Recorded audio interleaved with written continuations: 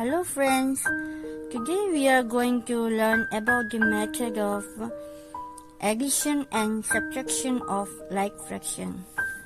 So, by taking example 2 by 5 plus 6 by 5. Since they are like fraction, we have to adjust the numerators only 2 and 6, which is equal to 2 plus 6 by 5. Now add the numerators 2 plus 6, then we will get 8 by 5. So this is the answer.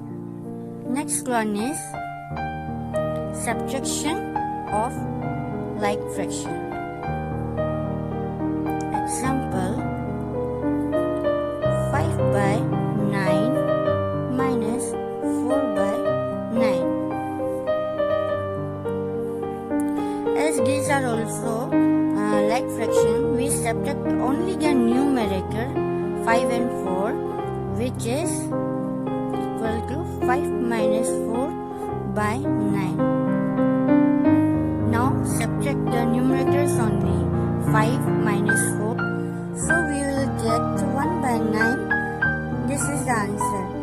Thank you and subscribe my channel. Don't forget to like and share.